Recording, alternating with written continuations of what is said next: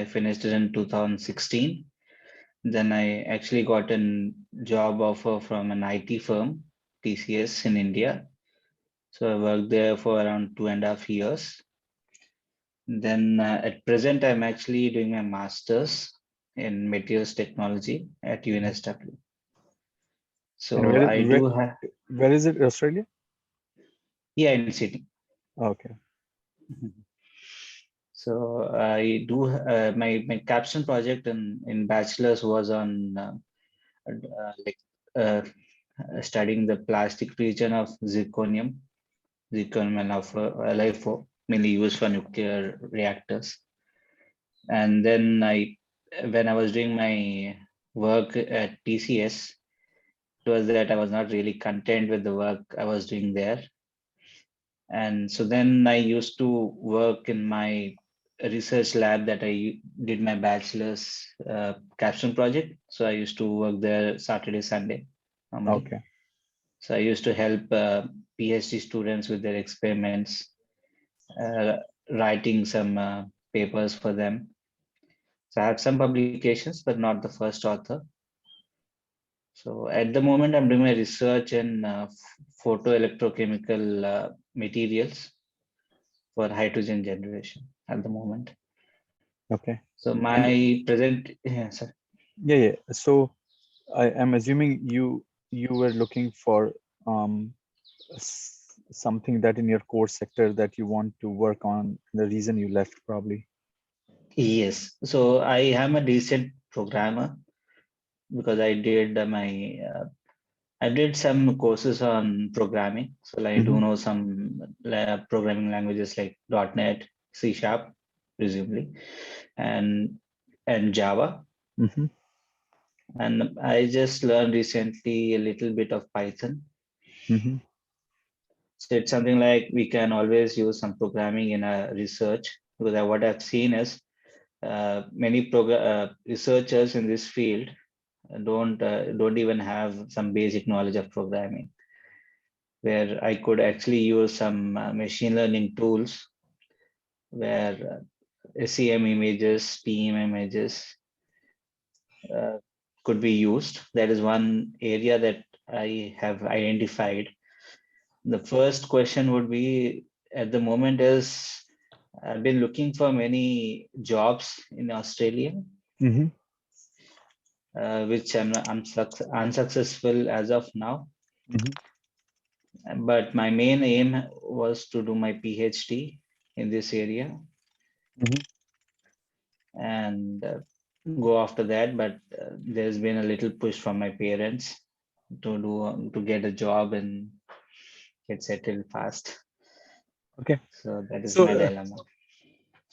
I mean, let me make you a little bit more comfortable before we start this conversation. I think uh, I'm a little bit struggling here, trying to understand the the the the what you want to do versus is this, let me ask you, is this a like you have some sort of a anxiety right now that mm, am I able to find a job here, or do I have to go back, or is it because you want to pursue your PhD and you are uncertain about, based on your, your parents are pushing, what maybe your age, maybe some other personal factor. So what exactly it is, so that I can It, help you better. so it's something like, I just got my job just after my bachelor's. Uh-huh. So it has been that I've come into the employment, motto first. Mm-hmm. Then I changed into my personal goal that I wanted to achieve. Mm-hmm. So now I'm presently pursuing that. Mm-hmm. So I do want to be in the academics field. That is what I want. But it's as you may actually know that it's a very big career and it takes a lot of time to get through that. Yeah, no, that's a different part of it. Here's the thing. Let me tell you, Dinesh, is let me talk about. So let me ask you a couple of things. Is there a reason you went to Australia and then come to Canada or US, or because I have less idea about how the Canadian education system works, or what the PhD thing is. I know a lot of people there in the universities. It's not like that, and I have a lot of friends who are doing. I have few friends who are doing their PhDs there, but I have less idea because my education has been in US and India. I came from India, like you came from India to Australia. Yeah. But the problems remain the same for everyone, whether it's family, personal, job, uncertainty, job loss. Why did I take the decision? These are the common problems, right? These are not not based on geographic location. So again, I'm coming back to you. Is my feeling is based on very little information I have from you. You are are you looking from me some sort of a second guidance, like what is the right thing to do where you are right now? Or because I'm assuming based on your age,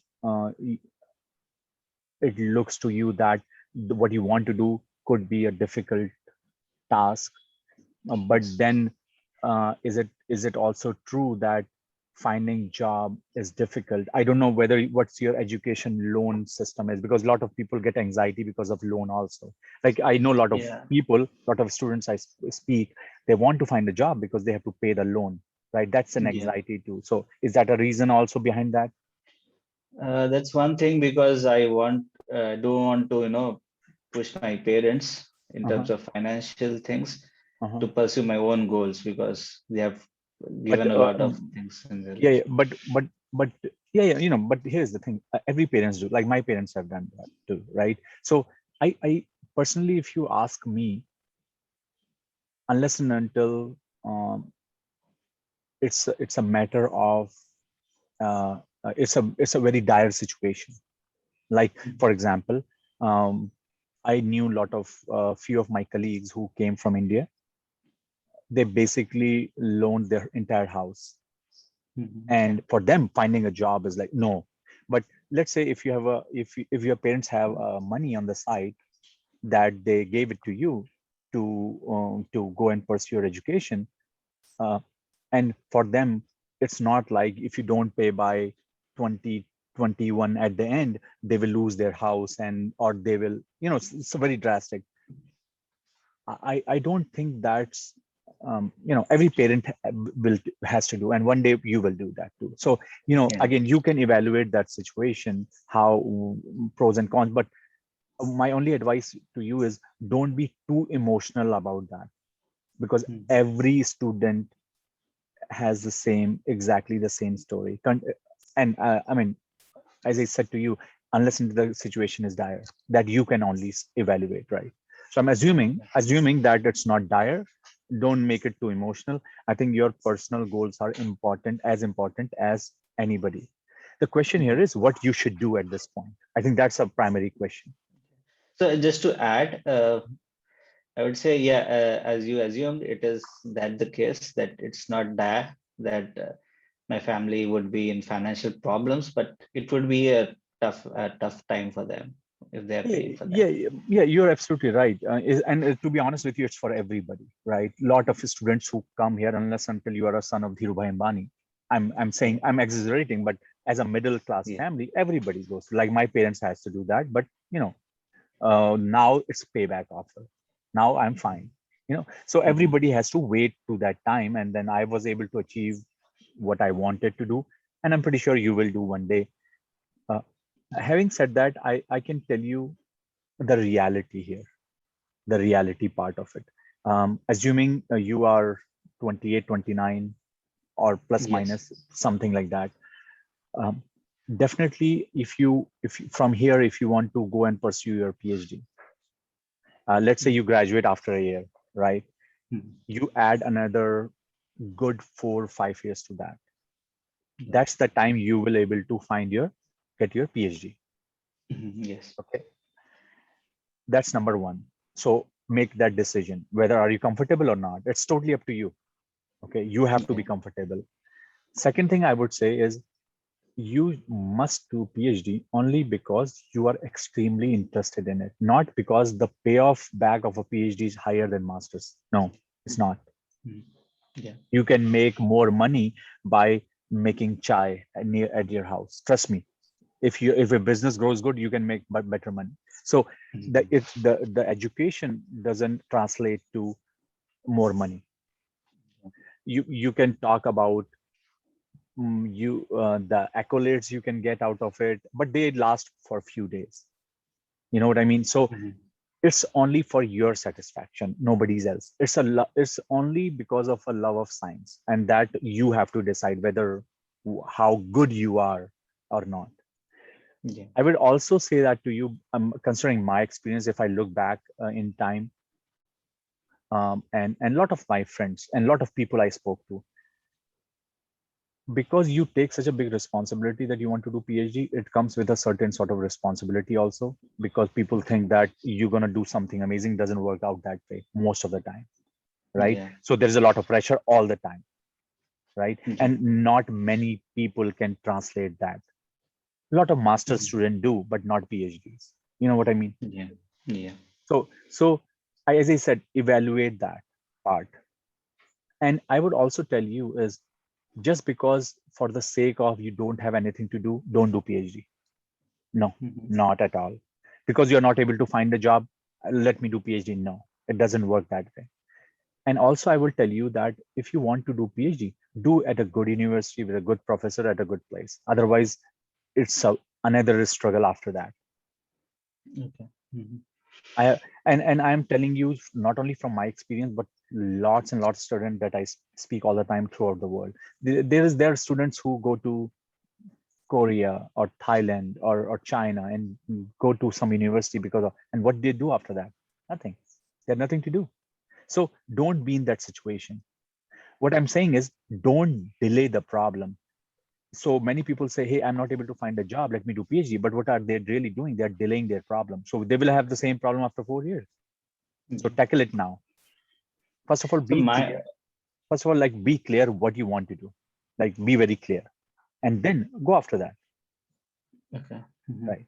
And if you say, hey, how to find a job, that's a different conversation. Mhm. But first of all, now clear what you want to do. That has to be very clear. Mhm. And Yes. why. Okay. Yeah, go Mhm. ahead. So my thing, like when I work for my research work, I did a lot of literature. I also found that hydrogen generation is the future, and no one is like it's not been tapped to the level that it should be done as of now. Mhm. So I mean, I don't say that you're wrong. I worked for fuel cell industry for 7 years. When I worked for Rolls Royce and LG, that's what I did. We created solid oxide fuel cells, but and I loved it. It's an amazing place for anybody to go and learn, because it's a new space. It's I mean, not new space, but it's a new space from application perspective. People are talking about fuel cell cars, people are talking about hydrogen generation plants, people are talking about this and that. I think, and I if you ask me personally, I'm a big fan of hydrogen generation for many purposes. And I think for economical sense is making more sense now that people are doing it, whether it's batteries or hydrogen. There's going to be a fight, but I think longer term, if you ask me, I think hydrogen can win in a big way. So it's a uh, big area to go in, no doubt, from research perspective also. because If you choose to do PhD in that particular area, if that is your question, I think in my opinion, I think it's one of the very up and coming area for the futuristic area yeah. for sure. So, but I've checked for PhD from many universities. I could only see funded PhDs from UK at the moment, from universities from UK. Uh, I mean, let me tell you about PhDs. Again, I can't talk much about Australia, but in US, if you are a PhD student, it's funded. The challenge is to get into the graduate school. That's a challenge. Mhm. But if you get into a PhD program, 99.9%. is funded. PhDs are funded in US. Okay. Mhm. Let it me be very clear. As far as EU countries are concerned, now UK is not a part of EU, but EU, they give preference to EU citizens. But in US, it doesn't work that way. Okay. US, if it all based on your pitch, how good your score is, how good your research is, recommendation letter, blah, blah, blah, a lot of other things. But if you get into it, um, um, PhDs are funded. Masters are not, but PhDs are. Okay. Mhm. Whether you will get a TA or whether you will get an RA, but they will Mhm. be funded. Okay. Mhm. Okay, so let's clear that part of it. So let's talk about if you want to do a PhD. If you want to do a PhD, I would say look at especially in this particular topic. I think US is a good place, Canada is a good place, Germany is a good place. They are doing quite a lot. EU in general are a good place, but I would say US generally. I say why US is good for many reasons, because I think I explained to one of the video, like why people flock to US. Why don't they go to New Zealand? Why so many students from all over the world come to US only? What is the reason? The reason is not just about because US is a great place. I mean, Australia is a great place too, right? If you look at in terms of equality and all that factors that come in. But the reason why people flock to US because after you study, the opportunities are endless, unlike other countries. The opportunity pool in US is so big, no matter what skill set you have. Maybe you're good in singing, maybe you're good in dance, maybe you're good in playing magic. Every person comes here and make a big out of it. The opportunity, it's all about it's about what you do after that, right? Like for example, Mhm. what the skill set I have, I know if I go back to many countries, I may not be able to find a job, but in US I can. Mhm. And other thing is, unlike like Middle Eastern countries, for example, you can live in US, you can stay in US, your kids can stay in US, but other countries they don't allow. I mean, I'm not talking about Australia or New Zealand, but like Middle Eastern, as I said, an example. So the opportunity pool is endless. The heterogeneity among people is endless. There's a multicultural society, right? And Mhm. and and so in many terms, I mean, don't watch news too much, but I can tell you for sure is, in my opinion, I can still vouch that US is much better place than any other country in the world in terms of making your living out of it. Um, Mhm. and this is just not me. I have friends who have done their PhD in Australia and come to US and are professors now here, and they say the same thing, right? So my only point for you is this is one way you can see yourself. So start working hard for your GRE, start working hard for your TOEFL, start making connection with professors. Still, let's say if you have 1 year to go, I think this is a good time. Look out when the applications are due. I think if applications are due by December, January, February, that's where the applications are due. So it's coming out right there. If you have not given your GRE, you have to give by November so that your applications, you can send your application out. Before that, do preparation, email professors, collect your recommendation letters, talk to your professors in your school. Maybe they know someone out there. Connections are extremely important. Networking is the key here. That's one way to go, right? And Mhm. I think once you come here, you will get paid. You can you if you get paid well, you can actually have a good living as a student, but also you can save money to pay off your loan too as a student. Yeah. Yes. You can do that. um, and this, but the only question there comes, do you have patience to wait for that long? And then the second struggle will come is finding a job after that, which every student has to do, right? Because nobody can tell you, here's the job after that, right? You have to find. So go through that Mhm. process. Are you ready for that? That's up to you to decide. That's So, one way to go. yeah, sir. Sorry for interrupting. So Yeah, I that's just fine. had one doubt. So if I have done a PhD in some specific topic and the company is working in a different work, so does the company also prefer students from like with my background, or they would Yeah. only prefer students from other backgrounds like which are related to their work? I can tell you my experience. Okay. Mhm. Your first job, your very first job could be related to what you have done or close to. So for example, Yeah. let me give you an example. Let's say you work on hydrogen generation. Let's say Mhm. it involves a lot of system engineering. It involves a lot of fluid dynamics calculation. It involves a lot of work on solid modeling. Let's say there is a car company who needs to um, develop a new design for a carburetor. They need someone who has a skill set for CAD models or fluid mechanics models. They will hire you. That's Mhm. how it works. You understand my point? Okay. Your Yeah. skills, you get your job based on your skill set. You can apply that in any technology. That is Mhm. the key. So focus on a skill set. You know, Modi says a skill set. That's what it is actually. A skill set is important. What you have, the tools are important. You can apply that in space. You can apply that in cars. You can apply that in aeroplane. You can apply that in trains. Yeah. Understand my point? You can And apply it yeah. in semiconductors because all these tools are equally important. Yeah. Now, there's another thing. I was thinking about one application that is you can use it for air conditioning, No, hydrogen fuel. as I said, anything. Again, the tools are important. Technology can change. See, here's the thing. Mhm. Think of like 20 years back or 30 years back, right? Nobody knew about battery operated cars. At least people didn't know Yeah. where they came from because the people who had a skill set, they applied that in that area, electrochemistry. They were making Yeah. alkaline batteries for our flashlights and all the time, right? So my Yes. point here is the skill set, the knowledge base is important. So when you study, what you do, you try to create your knowledge base. Yeah. Mhm. That's all you have to worry about. You don't have to worry about where I'm going to find a job. You have to worry about how much knowledge I am gaining. And then based on that, if you are Einstein, apply that in 10 multiple areas, right?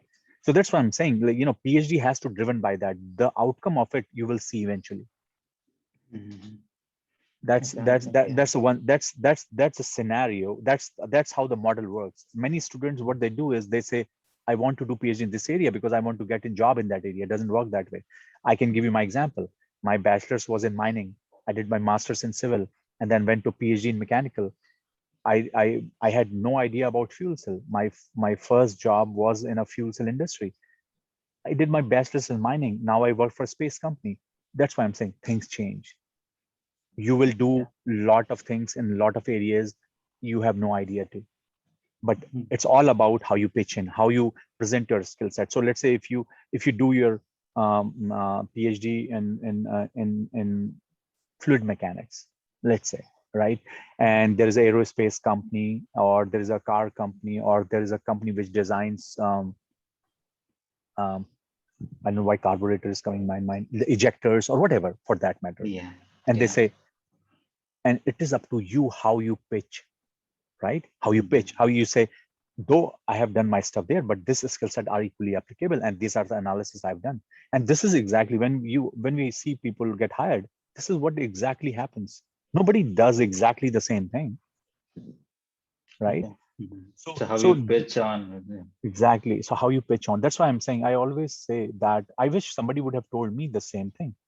Is like you need to cultivate and and and and and gain knowledge as much as you can. Try to learn new things, new, and try to then think of applications. You will find that a lot. Like as a student, it's a curiosity that should drive your interest in research and all that. And that's the only, as you said, this is the only way you will get into. That's how the life moves on in a good way. That's a one way. The second way, as I said to you, is that's a long path, as I said to you, right? 5 6 years down the road. The other way, as I said, finish your masters, try to find a job, and stay in Australia and look for a job. That's the other way to do it. Yes. And like like most of the students do. And then you will always regret for sure that, oh, I wish I would have done that. That's a regret that you have to live with it. That's up to you totally, right? Yeah, that's true. But again, So when you take a leap of faith and jump into a decision, then it also gives more responsibility. So beware of yeah, that also. yeah, that's true. So one thing I've also seen PhDs that are offered by companies. So also, I'm overboard with No, my. PhD are companies who offer PhDs. I don't think that is a right um, way to say it. The way it works is, let me tell you. At least I can tell you about US and the companies that logic works here. You work in a company, they give you some tuition credit, and you get enrolled in a program you want based on your approval from your manager or director. Mhm. But It's it doesn't happen right away. It takes time because you work there for a few years, and then they say, okay, we will give you $10,000 every year for your tuition credit, because the professor is not going to pay you because you will be a part-time student. Mhm. You're never going to be a full-time, and Okay. that PhD takes another 10 years. So that's how Yeah, it is. that's So that's true. this is all bullshit, and that part-time PhD has no meaning. Part-time MBA is okay, not part-time PhD. Mhm. People struggle. I have seen people struggling with it so much you have no idea. So don't I won't suggest that. Yeah, there is nothing called part-time PhD unless and until your professor is your manager. Yeah, that's true. But in India, it's something like it works out always. No, what I'm saying is I don't know how the Indian system works, but trust me, as an employer, if you are paying someone and they are going out and not doing any work, I don't know how does that work. It doesn't. I don't think any company will allow you to do that. I'm Yeah, not talking that's about if you work for a sarkari company, a private company. I'm talking about, sarkari company. Was a time where you can take a leave for 3 years, but I think that has changed too, because I spoke to a person from DRDO. He was a student, and he was true. asking me the same thing. He said DRDO has changed the whole thing now. They don't even give leave of absence anymore.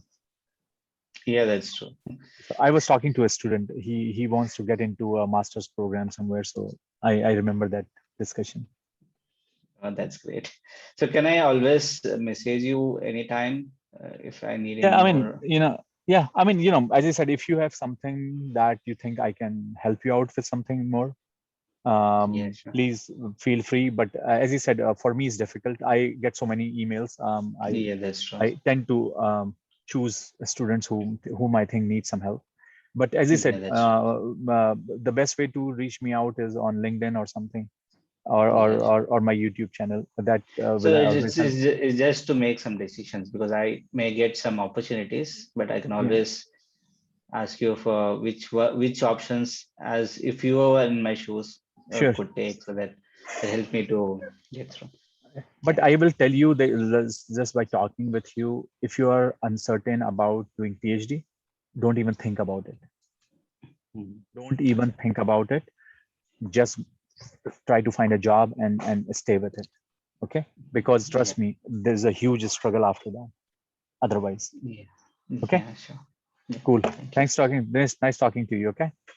Yeah. Thank you. Bye. Thank you, Ahmed. Have a good day.